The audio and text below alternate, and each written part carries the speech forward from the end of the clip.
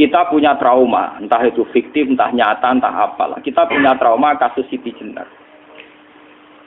Orang yang mendalami la ilaha illallah secara intensif, ya, entah itu disebut kalimat sodo, bosuluk, boseloko, mbah kono pokoknya. Orang yang memahami la ilaha illallah secara intensif, itu pasti menuju ilmu hakikat. Dan menuju ilmu hakikat pasti ngalami hakikat yang khoyali. Ini rungokno tenan iki. Hakikat yang nopo? Khoyali. Dan hakikat yang khoyali ini mulai menipu. Ya, kalau sudah begitu ruwet. Misalnya ngeten nggih. Ketika kula maca nggih diskusi ini utawa perdebatannya kali jaga mbek Siti Jenar. Saat itu ada Sunan Bonang juga. Kamu sujud pakai apa kali jaga?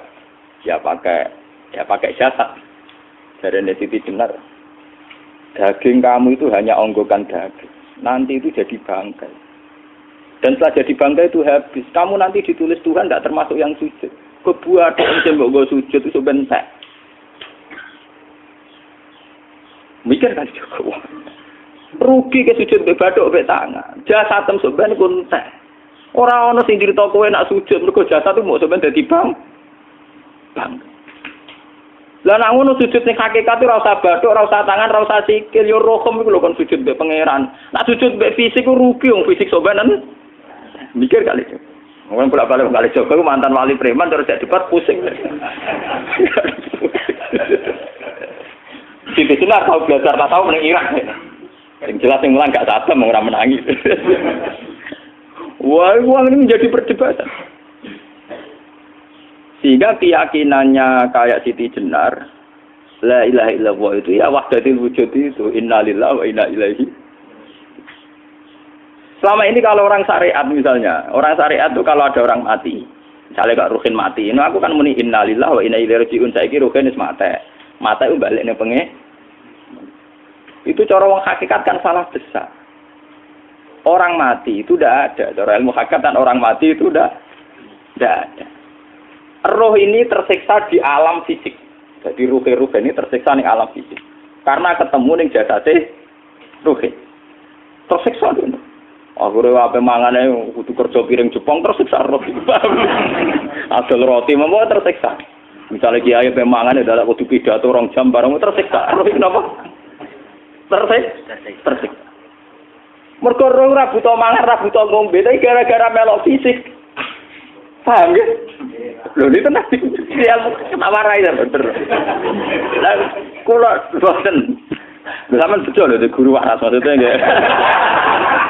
Artinya waras secara akademik karena ada referensi, ada marojek, nggih. Waras secara hakikat. Kula niku umpama merasake sampean wis ning ilmu hakikat. Artinya saya juga ngalami ilmu hakikat. Lan ketika sing aran hikam, wong ora tau mukasafah ora usah dadi ulama. Wis entah sekian detik ulama itu harus pernah mukasafah. Biar merasakan ilmu napa? Ada. Tapi ilmu hakikat itu bisa dilogikakan sebelum sampai secara musyahadah. Paling enggak bisa sampai secara logika. Manusia itu mulai Nabi Adam sampai sekarang itu kan punya roh. Dan roh itu tidak makhluk. Ya, roh itu tidak makhluk. Ketika roh itu diletakkan di jasad, dia itu tersiksa. Karena ketika dia ke jasad fisik, namanya mengalami keterpisahan dengan yang abadi. Dia ini ning jasad fisik, tersiksa. Karena dia harus di alam yang kasat mata, alam mulki. Tersiksa. Ketika dia tersiksa, melok ruhin. Akhirnya dia mangane kangelan, akhirnya lesu mangan. Padahal roh gak butuh mangan, perlu dicatat roh gak butuh. Ya ora butuh gunung kidul barang kan ora butuh rapi. Paham kan? Ya ora butuh putus cinta, ora butuh pegatan, ora butuh macam-macam. Paham? Tapi karena dia nemplek jasad sing butuh mangan, butuh rabi, butuh wedoan macam-macam. Akhirnya roh tersiksa. Suatu saat kalau roh ini dalam bahasa manusia mati, ini dalam bahasa manusia mati. Ini hakikatnya roh itu tidak mati, dia kembali ke habitatnya. Ini disebut innalillah. Kita ini dari awal ya dengan Allah. Wa inna ilaihi juga kemudian nanti kita pasti kembali ke Allah. Dan itu diyakini betul oleh orang wahdatul wujud. Jadi kalau roh mati itu ya tidak ada mati. Terus sekarang itu kembali karena sudah lama mengalami keterpisahan mergo melok fisik-fisik dan ono kerja dasinan, ono nggo proposal lan ruwet to roh ku melok. Paham itu? Kita di roh ku napa melok ruwet. Lah roh ya tersiksa aku ora butuh mangan, ora butuh proposal bocah ngalor. Itu tersiksa. Makanya dalam cerita-cerita Jalaluddin Rumi yang otentik di kitab-kitab begitu. Ketika beliau mau meninggal, muridnya itu nangis. Dari Jalaluddin Rumi, kamu jangan nangisi saya ini mau pesta, saya ini mau pesta perkawinan. Kamu tidak merasakan penyesalan saya. Saya ini lama menyesal karena harus hidup bersama kamu. Terus saya ini tersiksa karena ngalami alam yang rusak, yang fana. Alam yang fana. Harusnya roh saya itu di alam abadi, bukan di sini. Maka jangan tangisi kematian saya. Kematian saya adalah kembalinya roh ke habitatnya. Semenjak itu kematian dianggap malam perkawinan. Karena roh kembali. Walhasil ngene iku cara ilmu tasawuf bahasa Arab jenenge wahdatul wujud, kena Jawa Yogya Solo kok adan niku jenenge manunggaling kawula. Mergo sing rawan ngono rugen lho, Pak. Nek tak terangno detail. Dadi bathuk mesti iki buku sujud kan niku sampeyan ilang. Dadi seksine ora ono cara teorine sinten Siti. Rugi kowe. Jadi ya kentur. Lah kali coba mantan preman jak debat terus ora ngono mbok terus tak pateni kowe. Lah debat ilmiah ra iso. Premane kumat. Ya ta preman jak debat ilmiah. Ngono ku model. Kali Joko yo ora salah. Dise Sayyidina Umar nggih ngoten. Umar sahabat top. Lah isih debat atau milih patenane ya Rasulullah.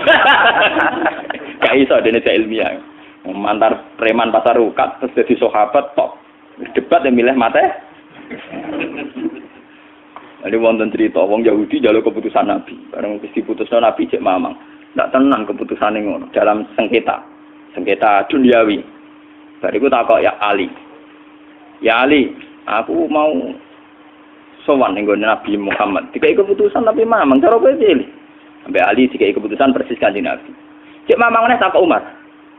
Takok Umar aku mau sing Muhammad, ning Ali dikai keputusan kok mamang, Mar. Cara kowe piye? Urusan duit. Enteni iki. Entah dia melepuh buat apa? Uang diputus Nabi ora marah. Buat mati. Awe. Mereka mantan apa? Cara mantan intelektual kan ya wajar wong Yahudi kok percaya Nabi.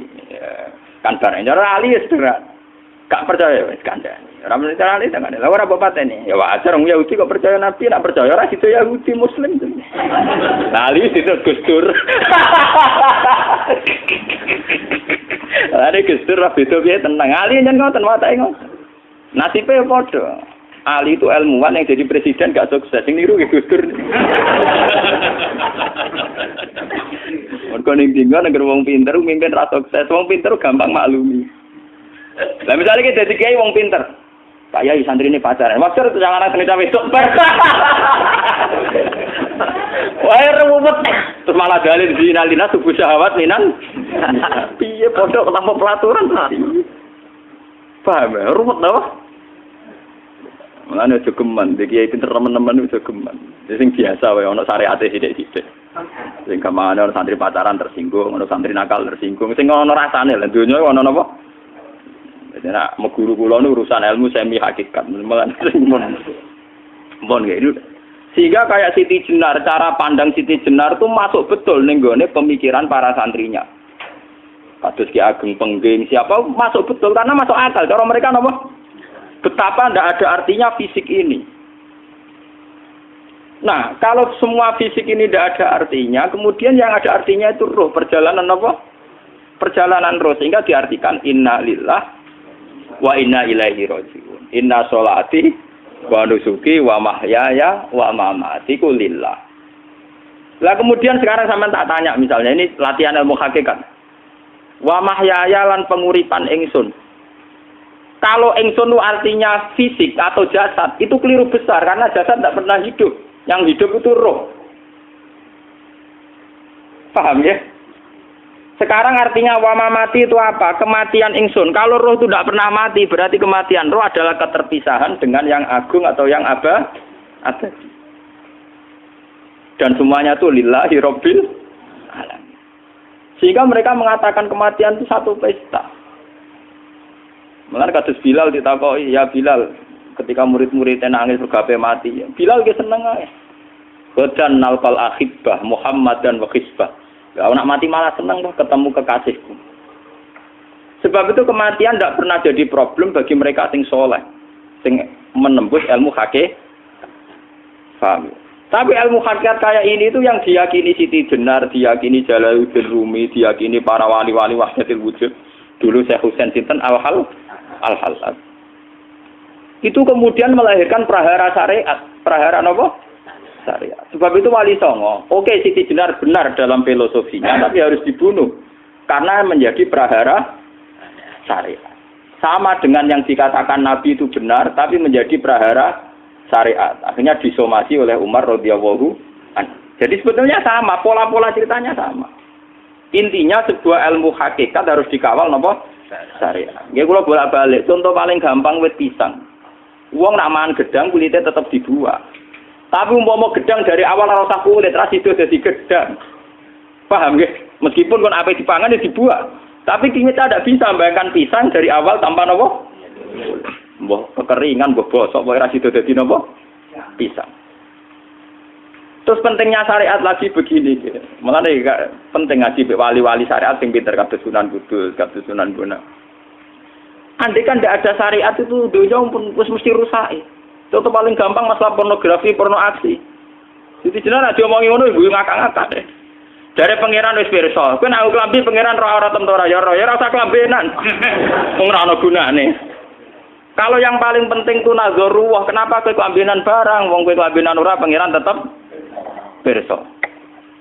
Nyatane si jenar nak mulang nggih coba klambenan lah intine napa? Dinya ada nabi Sunan Bonang. Nah kowe percaya kabeh nazarullah ora usah napa? Klambenan. Tetapi teori rasa kelambenan itu dinggo tenan. Mulane nek pas do wiridan aliran sesat ciri utama. Kira kelambenan tenan. Lah ruwet to. Lho iki tenan iki cerita. Iki pentingnya ngaji nggih. Ben sampean ngerti variasi riwayat, kemudian kita orang syariat harus kayak apa, kemudian kenapa menjadi aliran wahdatil wujud. Lah terus kita-kita ini ya, kita-kita ini kan orang syariat. Memang kalau manung syariat itu akeh kok sampean-sampean siji mesti ra kramat. Modele nek ora di dhuwit bingung, ruwet. Urip wong syariat lho apa? Dineng bojo wedi, dineng tangga wedi, pengaruhe menurun. Pancen orang syariat itu banyak kriminal tauhidnya itu memang jelas. Melane kiai-kiai peken nek ketemu kiai-kiai sing setengah jaza wedi mergo iso nebak atine. Ndekne meriang langsung. Sing kiai ra tau salat keramat padahal ngambungan wong. Sumudina salat 4 waktu kok ora tau keramat. Wong ape buah utang tanggane iku keramat apane? Sing kono ngawur ngawur sowan pirang. Meriang mulai syariat ngadepi wong hakikat napa? Mulane jogeman ge dadi wong syariat sing ngene iku bahaya. Nah kula mboten ngarah. Sampai dadi wong syariat sing ra keramat. Bahaya sekali itu bagi perjalanan agama. Kula sering ketemu kiai-kiai sing terkenal keramat, terkenal keramat di juwaduk tiang-tiang hakikat. Ditantang kanca-kanca kula wani, nek tantang aku tetep rawani kok.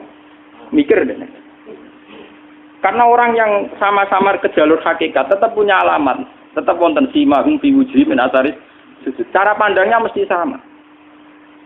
Kalau nanti ketemu murid, ya artinya yang ikut aliran Siti Jenar, dia ada sholat, ada apa, hidup di satu tempat gitu. Padahal dia bisa baca ihya. Dulu pernah mondok di Mekah, pernah di Irak.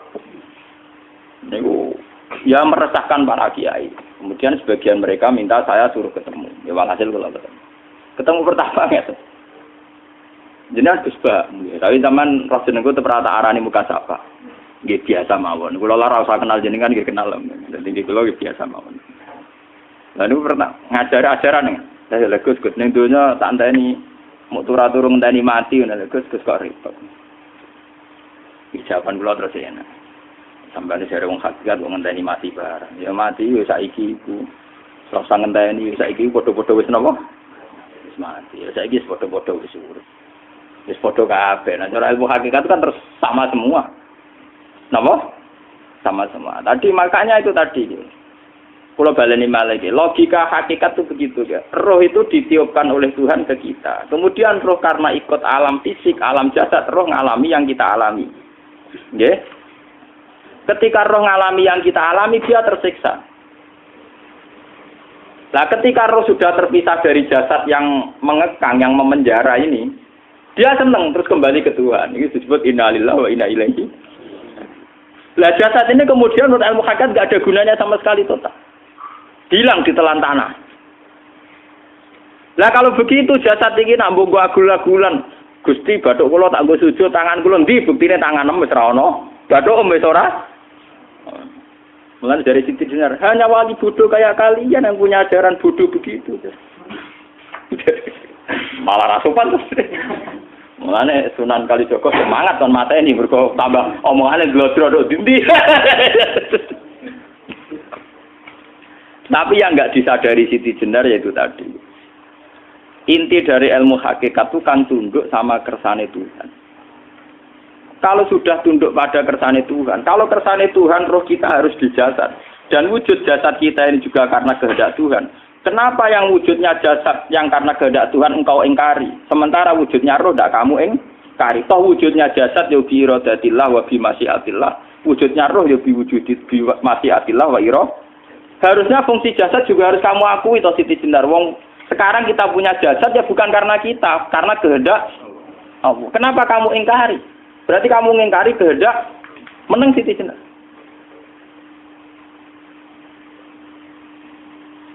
Makanya hakikat yang pertama Semi itu pasti khayal. Lah Siti Jenar itu hakikatnya baru yang sampai khayal itu. Jika dia tersesat. Sebetulnya kalau sudah hakikat beneran itu tidak perlu khayal begitu. Artinya tidak perlu khayal jasad kita sing senajan ora ana gunane ini. Tetap piye wae wujudnya karena kehendak Allah. Juga kita harus terima. Apapun kekurangannya, apapun kenaifannya, ironisnya harus kita terima. Ini sebagai bentuk penerimaan kita pada masyiatil. Begitu juga keadaan roh kita sebagai penerimaan atas masyiatil. Meskipun ada teori-teori roh yang lebih valid. Lebih valid misalnya begini. Kanjeng Nabi itu suatu saat ininya terputus karena perang Uhud. Itu Kanjeng Nabi dia dolanan drijine ini. Napa cara napa jari jemari Nabi putus. Iki dolanan. Jadi Nabi sendiri kadang sering ngajarkan ilmu hakikat. Hal lagi illa usbun udmiyat wa fi sabilillahi ma lafitu. Kowe ora trimo fisik, bentuk fisik jari jemari sing ditebir berdarah. Tapi nak kowe wis fi sabilillah ayo wis balik ning habitatem. Sehingga kenapa para sahabat itu ketika dicincang, ketika putus tangannya, putus kakinya, sahabat yang usul ke ilmu hakikat itu malah senang. Karena jasad kita ini kan ila sabilillah menuju jalan Tuhan. Sekali dia sudah terluka fisabilillah itu sudah menemukan formatnya. Cara teori Cina sudah menemukan formasinya. Paham gitu? Orang kok malah ngeluh itu berarti goblok kena ngeluh. Paham tak? Paham kenapa? Jadi, makanya Nabi ngertikan ya itu sudah ketemu formatnya. Ketika rohnya para syuhada nanti kembali ke Tuhan, ya ketemu formatnya lagi. Itu disebut wala taqulu lima yuqtalu fi sabilillahi amma. Dia tidak mati sesuai formasi awal, yaitu roh kembali ke Tuhan dan jasad ikut mengawal. Nah itu Nabi kadang ya pakai ilmu hakikat begitu. Mulane kula bolak-balik matur, kula niku nggih mulai umur 20 tahun napa pinten. Kula nu asline nggih gadah penyakit dan ekstrim penyakit saya. Sampai saat ini kalau nak ngobatno tidak lebih 50%, karena saya tetap berpikir. Misalnya cara syariat kan berobat, tapi cara hakikat, apa betul keberadaan saya di alam ini penting? Sehingga aku kepengen urip tak bela-belani ngantek atusan juta. Jangan-jangan penting mati ikuti bang uripku. Lah nak ngono lha apa tak bela-belani? Entek atusan juta. Jadi misalnya kita berobat ya mau, ya dari Nabi kan berobat ya berobat. Pokoknya kita Islam masih mau gerutu kadang orang paham. Sekali kamu mengamati dengan sisi hakikat, coba sekarang sampean pikir, coba sekarang nggak pakai logika hakikat, pakai logika syariat saja. Saya ini misalnya asetnya 10 juta, misalnya, saya punya aset 10 juta. Tapi misalnya aku rugi nawan atau dipengaruhi di masa depan sama kayak kulo kan soalnya cara teori di masa. Misalnya kulo rugen, artinya kere di duit 10 juta aset. Tujuan saya sembuh kan supaya aku iso sembuh sehat, engkau iso kerja untuk anak. Tapi karena saya sakit nanti operasi tidak 10 juta. Operasi tidak 10 juta. Wong aku repair mesti iso marisi anak. Apa meneh nak duit 10 juta tak ada gue berobat malah jelas ra iso marisi. Lah nak ngono penting matiku ya dibanding 10 juta. Karwan iso diwaris langsung. Sementara anak aku mari dibiayai 10 juta, orang mesti mari 10 juta mesti entek. Artinya tidak ada jaminan kalau berobat itu secara visi ke depan lebih baik. Soalnya malah ngentekno donya nggak jelas akibat positifnya. Misalnya tetap lumpuh duwe teori loh. Bapak artinya apa? Teori hakikat tetap lebih benar bahwa hidup itu tidak ada artinya. Semua itu tidak ada artinya. Berobat apa enggak berobat semuanya tidak ada arti. Teori loh gini. Sehingga kalau kita tengah-tengah aja tengah-tengah. Kasus kula misalnya loro nggih berobat. Gusti separuh kalau ngelakoni syariat, tapi sebagai kalau ulama kekeh, separuh kalau lakoni apa? Jadi kalau tetap buatan ngarah obat 100%. Tapi orang ngarah berobat, orang kalau tiang apa? Syariat. Tapi memang faktanya itu begitu. Cara Kanjeng Nabi kadang Kanjeng Nabi berobat. Kadang Kanjeng Nabi wis nikine tercincang dige guyon. Wahal laki illa usbuun udwiyat. Ora mbok driji sing gak melok-melok.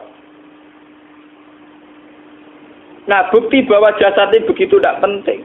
Kayak Said Hamzah. Menurut Said Hamzah nganggep wahyu bentone ra karuan. Kalau teori Siti Jenar itu benar, teori Jalaluddin Rumi benar teorinya lho, ora kok ra salate lho nggih, maksud kok nang anut ra salate. Benar cara analisis roh. Ketika Said Hamzah dinyatakan mati oleh manusia, oleh hukum manusia dinyatakan mati karena dia sudah tidak bergerak. Dalam teori hakikat kan rohnya Said Hamzah sudah fi khawasili tuyurin khudrin. Rohnya sudah diambil Tuhan. Tidak mati, paham ya? Ketika rohnya Said Hamzah sudah diambil, jasad ini sudah tidak punya rasa. Sekarang secara syariat kasat mata kita tahu, wong jasad nak diinfus, di sayat-sayat dioperasi ora kroso. Apa meneh saiki ruhe wis bisa. Lah ya jasad itu cek gampange, dioperasi dibius saja terus tidak kerasa. Apalagi rohnya sudah diambil. Lah saiki bayangkan ketika Sayyid Hamzah itu sudah di atas. Niku kira-kira delok wahsi ra wong bentuk. Lho wong kok baca igabus. Ketika jasad benar-benar tidak penting, kemudian jasadnya Sayyid Hamzah kan dicincang oleh wahsi. Ketika rohnya sudah diambil kan Hamzah tidak merasakan. Berarti Sayyid Hamzah guyu-guyu wahsi. Wahsi cek bentuk nih gabus dicincang. Paham ya? Lho niki tenan. Artinya ketika pandangan manusia iba kepada Sayyid Hamzah karena dicincang, dimutilasi oleh wahsi. Wahsi tidak mengalami Pak Sinten, Sayyid Hamzah tidak mengalami apa-apa karena rohnya sudah bersama Tuhan. Dan iso wae Sayyid Hamzah malah guyu-guyu wahsi. Cek goblok gabus kok dicincang. Lah nak ngono rak mirip, makanya dalam hal ini itu dalam teori roh itu sebetulnya Siti Jenar tidak sesat dalam teori roh. Tapi jangan katakan itu penemuannya Siti Jenar. Siti Jenar itu terlambat. Sebelum itu ada Husain Al-Khallas. Sebelum itu ada Jalaluddin Rumi. Sebelum itu juga ada sahabat, ada nabi. Cuma cara aplikasinya Siti Jenar melenceng. Jadi jangan katakan kok tak kampus-kampus. Itu pendapat Siti Jenar itu malah goblok meneng. Siti Jenar itu sanut, paham? Nggih maksud apa? Wis sanut. Nah, teori yang sama terjadi pada Yesus Kristus. Ketika Yesus misalnya secara lahir dicincang, dimutilasi, diapakan oleh orang Yahudi. Sebetulnya rohnya dia sudah bersama Tuhan, kembali ke Tuhan Bapa, nah cara Kristen. Nah cara Islam ya balik ning pangeran. Andaikan itu iya, itu ya tidak ada masalah karena hakikatnya dia tidak dicincang, tidak dibunuh. Andaikan iya lah, tentu menurut Islam yang dibunuh Yudas atau siapa itu yang masuk bialah. Tapi sama sebetulnya teorinya sama. Kalaupun iya tidak ada masalah. Oke, kalau misalnya Nabi Isa karena ada kontroversi menyangkut dia atau Yudas. Sekarang yang Zakaria dan ya. Zakaria itu dicincang betul oleh orang Yahudi, matinya dimutilasi. Tapi dia tidak apa-apa. Karena ketika beliau dicincang, rohnya sudah diambil. Ini rumah tenan kan, ben kira untuk kendel mati paham kan ya. Dadi maksudnya niku kula ajari nak mati itu tidak problem nggih. Niki kalau urip wedi lho. Dan ini bersamaan paham nggih. Kaitan la ilaha illallah ini nanti semuanya sama kaitan sama apa? La ilaha illallah. Ini nanti ujungnya sama dengan la ilaha illallah. Begitu juga seterusnya. Misalnya Yahya kalian sinten? Zakaria. Ketika Tuhan ditanya, jadi tenggene alam malakut pangeran ditakok, ya Allah, Yahya dan Zakaria itu kan hamba pilihan engkau. Ketika dicincang kok jenengan biarkan. Endi Yahya Zakaria dicincang? Aku iku ora goblok jare pangeran. Sedurunge dekne dicincang jasate ruhe tak jupuk. Dadi dekne ora krasa blas. Begitu juga ning tafsir-tafsir sampean lihat wa Maryama Sayyidah Maryam yang istrinya Fir'aun. Itu kan dia iman sama Nabi Musa. Asiyah, ya. Asiyah imro'ati apa? Fir'aun. Asiyah imro'ati Fir'aun, ya. Itu kan dihukum oleh Fir'aun. Ketika mau ditumpahi apa? Batu besar. Iku Allah ketika di pangeran, ya malaikal mauti, cepat ambil rohnya sebelum dihunjami batu besar. Terus rohnya diambil. Sebab itu dalam hukum Tuhan, Tuhan itu tidak merasa bahwa Tuhan membiarkan Asiyah, membiarkan Hamzah, membiarkan Yahya, membiarkan Zakaria. Dalam hukum Tuhan, semua orang ini roh-roh terhormat. Akhirnya nak anggo teori iki sing nyincang malah goblok, wong gabus goblok cincang ngono lho. Dadi nak anggo teori iki malah berbalik, sing goblok sing nyincang. Paham? Yo ora kok sesuai sampean kiaskan saja. Wong dibius wae disayat-sayat gak krasa. Kaya apa nak ruhe bener-bener wis tercabut terpisah. Rasane ning ndi? Iku sing disebut wala taqulu limayuk talu fi sabilillah napa? Lah kemudian roh ini kemana? Nah, roh itu sudah menyatu dengan kalimat tauhid. Mesti roh itu bersaksi la ilaha illallah. Itu sing disebut ning alam roh ketika Allah tanya alastu bi rabbikum mesti qalu bala. Mesti mereka jawabnya apa? Bala. Karena alam roh tentu lebih mudah bersaksi akan keberhadiran dan keeksistensi Tuhan Allah Subhanahu wa taala. Paham ya niki sampean penting. Nah, ketika kalimat tauhid sudah menyatu kayak begini, itu mesti kalimat tauhid sing mesti langsung untuk swarga. Itu dimaksud Nabi mustaiqinan biha qalbu mukhlishon biha qalbu. Ati itu qalbu kan nggak bisa kamu artikan jantung atau liver kayak teori modern sekarang. Misalnya qalbun itu apa? Jadi kiai qalbun itu jantung. Nak ngono beda mek liver. Lah nak liver apa kabidun niku akal-akalan aja padha ora paham. Bahasa kolbun, fikrun, aklun itu sesuatu yang misteri. Roh ini kemudian dengan kalimat tauhid sudah menyatu disebut mukhlishon biha kolbu. Ada tingkat kemurnian hubungan roh dengan kalimat tauhid. Lah kalau begitu pasti dakhalal jannah. Karena tidak mungkin kalimat tauhid kok di neraka. Lah ini ngomong masalah-masalah hakikat. Wong sing gak tahu petualangan hakikat, momene sing sering bingung bakas duit, bayar kredit, utang jatuh tempo, ora usah melok mikir, utek wis entek go mikir duit.